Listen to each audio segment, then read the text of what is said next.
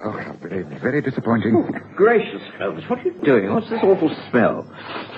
What are you burning? Watson, I didn't know you were at home. I'm afraid my experiment has been a complete failure. What is that? I haven't seen such a revolting sight since medical school. Are you dissecting an animal? Alas, yes. It's the shrunken head of a small monkey, no less. I had hoped it would be a genuine human head from Borneo, but alas, it's a fake. Most disappointing, Watson. Had this been the real article, then I might have gained a valuable clue regarding the Sarawak Frang organization. As it is, well, I failed before I've even started. Oh, really, it's too vexing for words.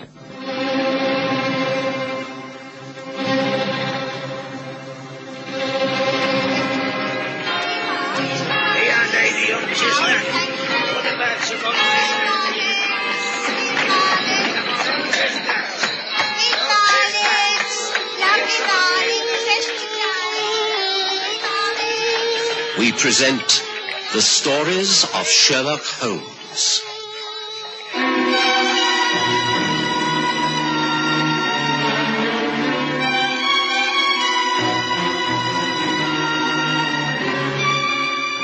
Tonight, The Shrunken Head.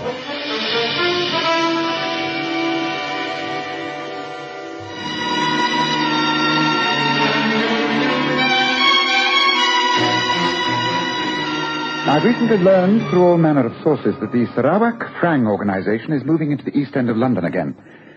Now, its members rule by fear and superstition. Now, you're a much travelled man. You know the Eastern mind. It's as unfathomable as their faces are inscrutable. As I say, it's a pity. I thought I'd found one of their genuine heads. Oh, surely a shrunken head can have little or no commercial value, Holmes. What possible use could it be put to? Well, as I was saying, it's superstition. The Sarawak head from Borneo is believed to have magical properties. It can convey messages from the unknown. Oh, that's absolute rubbish. Deadhead can't talk. People can be coerced into thinking it can. There are very many Chinese and Burmese folk living in London who would be in awe of such a specimen. Anyway, it's a fake. So the whole exercise can be abandoned. I shall have to look elsewhere for other clues. A couple of nights spent in Limehouse might tell me something. You wouldn't care to join me, would you, Watson? Frankly, no. To shiver around in those dens filled with smoke disguised as an Oriental is not my way of spending a pleasant weekend. And I was hoping you might join me in the country. I've had an invitation from an old friend. Haven't seen him for years. A doctor chappie who's also travelled extensively in the Far East. His name's Clive Carter. He lives out at St. Albans. Are you sure you don't want to change your plans? No. I shall be quite happy pursuing my inquiries.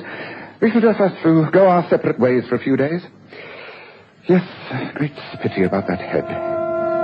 And so I packed a small bag on the Friday night and travelled down to St. Albans, leaving Holmes to pursue his bizarre studies in Limehouse, little suspecting that our activities would complement each other quite soon. I found Clive Carter a little changed, a trifle more stout, a few more grey hairs, but still the same thoughtful, kindly man. And of course, there was much to talk about. I hope you'll be comfortable here, Watson. I'm sure I shall. It's a most charming place. Yeah, I see you've plenty of souvenirs around your walls. Oh, yes. At first I thought they might appear out of place. But the house itself has a vaguely Eastern atmosphere to it, don't you agree? Yes. Well, that struck me when I first came in through the garden. I can almost smell incense burning. I haven't gone as far as that. If you want the real thing, wait until you see Professor Middleton's house. It's the one across the end of the garden, the other side of the lane. He's invited us over for a drink later on. An eccentric old fellow, but has a wonderful Eastern wife. How extraordinary. You know, I seem to be surrounded by shades of the Orient these days. So we don't have to go unless you want. No. I'd be delighted. Well, perhaps you'd like to wash and change, and then we can take a stroll and call in on our way back. What do you say? Naturally, I agreed to the plan. It was quite a hot evening, with dark clouds piling up and a rumble of thunder in the summer air. Professor Middleton's house was set well back from the lane and covered with thick creeper. It was impossible to put an age to the place, but once inside, it gave the impression of a vast pagoda divided into small rooms and passages. It was completely Oriental. A Chinese servant welcomed us in the hall. You are welcome. Please to go through this way. Madame is with guests in the brew study. Please follow. Thank you, Ling. I told you it'd be interesting. Wait until you see Ilona Middleton. Oh, she's a corker. Oh, good evening, Clive. Do come in. And this, I take it, is your friend, Dr. Watson. How do you do? How do you do? Please, I would like you to meet our house guests. Major Bennett, who is a Hertfordshire magistrate. Hello. And Matthew Grayling, whom we knew out east. Pleased to meet you. You know each other, do you not, Clive? Yes, we do. Matthew will serve drinks. My husband is still working in his study. You will have to forgive him, Dr. Watson. He is a trifle unorthodox regarding guests. We are all used to it, of course. What will you have, Doctor? Scotch? I know what you take, Clive. Yes, thank you. I think I know a mutual friend, Watson. Sherlock Holmes. Did you share rooms with him? Oh, off and on for many years, yes. Clive extended an invitation for him to come down for the weekend, but he's rather busy at the moment. Crime, I suppose. Yes, there's a lot of help in the Bushy Heath affair. Give me a fright. The storm has broken at last. I think I must get Ling to have the lamps. Don't worry, I can manage them. Everybody got drinks? Good. Oh, fascinating room. These lamps must be very old. Oiled from the lamps of China. And what do you think of these photographs, Doctor? Pretty gruesome, aren't they? Yes. What are they? They look like shrunken heads. Or are they masks? They are the real thing, I'm afraid. My husband has a great authority upon the human head of Borneo. To a Western mind, it must seem a strange hobby. Ghoulish, I call it. I've never been able to explain the interest. Often spoken to the professor about it, but he never takes the slightest bit of notice of what I say. He doesn't take the slightest interest of what anyone says. There you are, dear. We were wondering where you had got to. Just talking about you, as a matter of fact. This is Dr. Watson, a friend of Clive's who was down from London for the weekend. How do you? How I think I left a book down here. Do carry on. Don't mind me. We were just talking about your interesting hobby, the photographs. Oh, yes. There's far more to all that than meets the eye. I was reading the other day about the superstitions. Revival of interest in the practice. Surely you really can't believe these things are strange powers. What do you think, Clive? Well, as one who's travelled quite a lot in the Far East, I prefer to keep an open mind. I agree. We've been through some strange times out east, haven't we, Professor? Yes. Yes, but you can't have actually seen or heard anything to substantiate black magic and all that mumbo-jumbo. I did once. Yes, it's a fact. I remember attending an ancient rite. We were all suitably disguised, of course. We would have had our throats cut if it had been known we were Englishmen. The ceremony was held in a sort of palisade on the edge of the jungle. I hid away behind some rice sacks and water jars, and I was able to see quite clearly. There were about 20 people present, including a sort of high priest himself. They sat around a pole with his blackened skull in it, and, you know, the blasted thing talked. Impossible. Ventriloquism. I could see quite clearly the lower jaw moving. Trickery, strings, wires. Out in the open, on a pole. And then, you know, I could swear there was a glow of light from where the eyes used to be. I don't mind telling you, it was darn spooky. I got out as quick as I could. Never dabbled in it ever again. Another drink, Watson? Not for me, thanks. Tell me, Mr. Grayling, whereabouts was this? Oh, Borneo. Then, could that head have been one of the heads of Sarawak? What did you say? Well, I understand they're viewed as very important by certain authorities. Of course, I know very little about the subject of the frag. It is not something I think we should discuss over a friendly drink. After all the storm and all this talk, can we not change the subject? No. I'd like to know what our doctor friend means.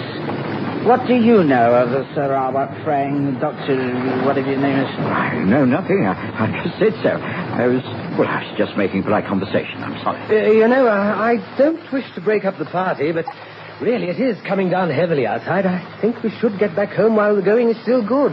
Don't you, Watson? Yes, if you say so, Clive. Well, it's been very nice meeting you all.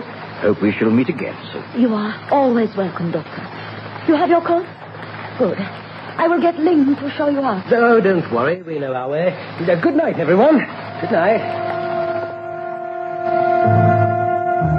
It was clear that our visit to the Middletons had not been an unqualified success.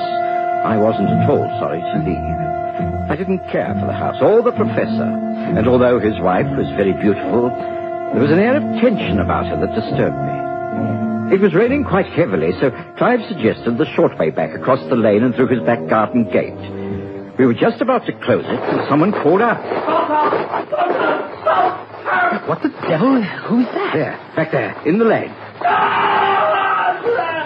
It's Ling, the Chinese servant. Come on. Yes, it's Ling, all right. Here, help me, Watson. Support him. Ling? No, it's no use, Clive. This man's dead.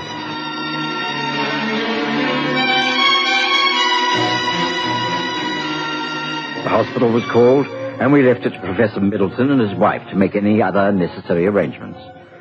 Altogether, it was a strange and dramatic evening. One I was rather keen to forget, but I couldn't. So next morning, I walked to the nearest post office and sent off a lengthy telegram to Sherlock Holmes. To my delight, later that day, he arrived. I introduced him to Clive, and he came straight to the point. Ah, Watson, your telegram arrived just as I got home this morning. From what you say, this is a most interesting coincidence. You mentioned the Sarawak head. Is there a connection, do you think? Oh, rest of I know, Holmes. Something very strange is going on. We had a very nasty evening, didn't we, Clive? Oh, most strange. And I'm more than glad to see you here, Holmes. You're very welcome. Thank you. Yes, but it's clear that the scene of the action is across the lane in the Professor's house. Can you arrange for me to visit them? I've already called earlier to see if we could help at all. It seems that the Chinese Ling must have died of a heart attack. They've already carried out a detailed examination. There's no suggestion of foul play. Mrs. Middleton would be pleased to meet you. Yes, I think you already know one of the house guests. Major Bennett, a magistrate in these parts. Ah, yes, Bennett. Yes, I remember him well. Any other guests? One, Matthew Grayling, an old friend who has worked with the professor out east. It was he who started the conversation about these shrunken heads. After that, well, the evening seemed to get worse and worse. Now, who the devil can that be? I'm not expecting anyone. Excuse me. Hey, Lona. We were just talking about you. Do come in. Thank you. Holmes, this is Mrs. Middleton. We're just about to go over to your house, Ilona. Then I am glad I got here first. Oh, Mr. Holmes, I must speak to you. Good evening, Mrs. Middleton. Please do sit down. You can speak quite freely in front of the others. Now, what has happened? Any fresh development? No, but I must tell someone. I have reason to believe that my husband has one of those heads. The shrunken head of the Sarawak. Oh, he denies it, but I am sure I am right. And I think it must have a connection with the death of Ling. Very likely. And someone or something is trying to get at the head. I am desperately frightened. Things are happening in the house. Last night I heard footsteps creaking along the stairs and a muffled sound like the ringing of a bell or a gong. Voices, the scratching sound like fingernails on the door panels. And this evening I saw a face at the window. Hands on the sill of my bedroom. Someone climbing the creepers, perhaps? I do not know. I just do not know. Your other two guests, have they heard anything out of the ordinary? Major Bennett has not. He thinks I am just an hysterical woman. And the other guests, Mr. Matthew Grayling? Well, he is making light of things, trying to help me overcome my fears. But I think he knows something is happening, or about to happen. I have caught him several times on the stairs, in the passages, just standing there, listening, as though he is waiting for someone to whisper to him, call him even. Oh, dear. Here, take a swig of this. And then I suggest we all three stroll over to your house, and Mr. Holmes can try and sort things out. Oh, thank you. Of course, these sort of manifestations don't occur at regular intervals. I do not suppose anything will happen and you will think like the Major, that I am wildly over-imaginative. Well, drink up and let's go and find out. Watson, will you look after Mrs. Middleton? Yes, of course. Shall we get our coats, Clive? Very well. This way. Tell me, have you a revolver in the house? Yes. If you have, for heaven's sake, get it and make sure it's loaded. Come. It was a matter of minutes before we were into our coats and out of the house. The lights were on at the Middletons, and the front door was not locked. But from the moment we opened the front door... Open up! Open up in there! What is it? What's going on? This way. I was having a drink in the library when I heard the professor shout out. The Major heard him, too. He's in his room with the door locked. Clive, hand me that revolver. Get Mrs. Middleton up to her room. See that she stays out of things until I send up for her. Well, what is it? What is happening? Something has happened to him. What is it? Come on, Ilona, come on. Your room. No arguing now. Come on, Watson, up the stairs. Open up! Holmes, perhaps you can help. I think the professor's in trouble. I was dressing in my room when I heard him call out as though in pain. I can't get the blasted door open. Stand back, right back from the door. That's it. Now. Got it. Watson, right. Look there. Professor! On the carpet by the desk. It's too late, I'm afraid. He's dead, all right. Yes. Just like the Chinese butler. And look there. That shrunken head on the blot of the desk. Also a letter. This must be written in the professor's own hand. Let me see that. Yes, that's the professor's handwriting. Yes, I think I'll take charge of these documents. I must ask you, Major, to send to the nearest police station. Take the pony and cart if necessary. Mr. Grayling, will you please join Mrs. Middleton and try to calm her? Tell her that her husband's condition is serious, but we are doing the best we can in the circumstances. Shouldn't we send to the hospital a doctor? We already have 2 within the house. Watson and Clive Carter. Please do what I say, both of you. I need to give this room a very close examination. It's essential that I'm not disturbed. Very well, Holmes. I know your methods. Come on, Matthew. Very well. Poor old man, and there's that blasted head sitting there staring down at him. Don't say there isn't a moral in this somewhere, Major, even if you think it's all mumbo-jumbo. Good. Watson, close that door. Prop a chair up against it. I mustn't be disturbed. Right, Holmes. Do you notice anything about the body? Anything unusual? Apart from the fact that his slippers are half off, no. No, I don't. Yes. Well, most people would think this fellow met his end through heart failure, but he didn't. He was poisoned, Watson. Poisoned? Yes. The same poison that I suspect killed the Chinese man, Ling. There, on the wall, a small bamboo cylinder. There are arrows concealed in one end. Now, you must know that some of these eastern poisons are quite lethal. The slightest scratch into the bloodstream causes almost instant death. But Holmes, look at this room. The windows are shuttered. There are no holes in the walls or ceiling. The door was locked from within. Don't come near while I'm doing this. A clean sheet of paper from the desk. And now the felt slipper that is half off. That's it. Now, see there now. There's now lying on the paper a small steel barb, moist at the tip. That was pressed through the sole of the right slipper. When changing his shoes after writing his letters, the professor inadvertently scratched his foot. Result, enormous pain, a loud cry, and sudden death. Gracious, what a diabolically clever idea. Yes, particularly if the murderer wished to establish an alibi elsewhere. May I come in? Gracious, what's going on? It's all right. Remove the chair, Watson. Right. Come, Clive, let us leave this room just as it is. There are plenty of places along these corridors where we can wait without being seen. Come on, follow me. I don't understand. Matthew says the professor is alive. He isn't. He's dead. Just one more thing before I attempt an explanation. Did you know what Mrs. Middleton did before she married her husband? I don't know. I have an idea she was a nurse. I'm not sure. Yes, that's good enough. Right, step back into this room. Is this the one occupied by Major Bennett? Yes, that's right. Splendid. He's gone for the police and can't possibly be back for some time. Come on. Now, we cannot light the lamps or the candles, I'm afraid. You'll just have to stand in the darkness, but I don't think you'll have all that long to wait. Now, listen. Just stay here alone and try to rest. I'm sure it's all right.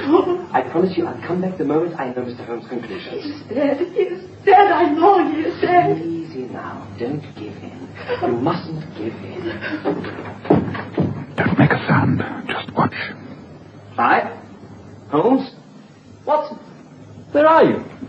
Clive? Holmes? What the devil is going on? Where are you? Clive? Watson? It's all right. He's going downstairs. Wait. Quiet. I'm afraid I don't understand this. Why didn't we stop, Matthew? Shh, wait. Wait and listen. Someone else in the house. The sounds Mrs. Middleton told us about. No more speaking. Come, follow me. The door to the professor's room is now wide open. A few paces. Come. No noise. Yes, Mrs. Middleton, can I help you? I came to see for myself if he... Yes, he is dead. You need not try to conceal the slipper you are holding. The poison dart is not in it. It lies there on that slip of white paper on the desk. Oh, no. Don't go near it. You are not taking the easy way out. You have a great deal of explaining to do. Better get it all sorted out before the police arrive. Don't you think, Mrs. Middleton?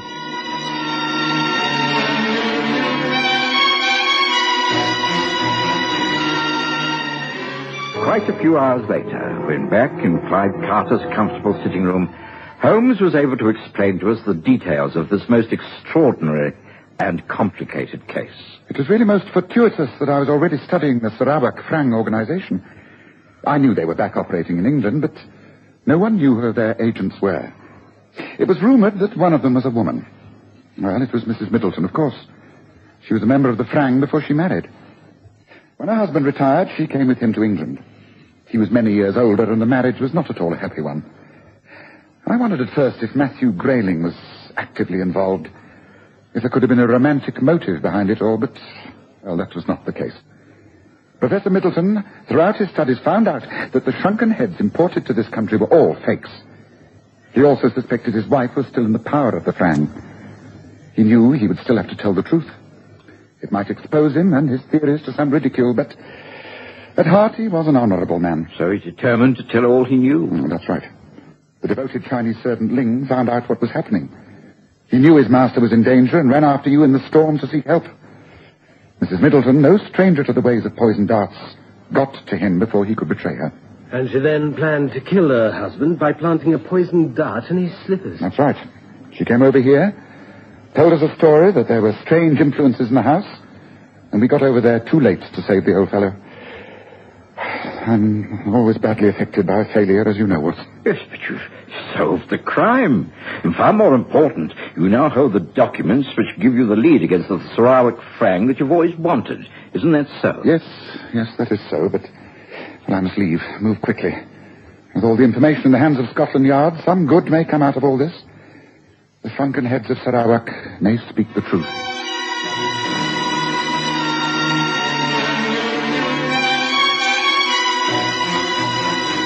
Listen again next Sunday to The Stories of Sherlock Holmes, with Graham Armitage as Holmes and Kerry Jordan as Dr. Watson.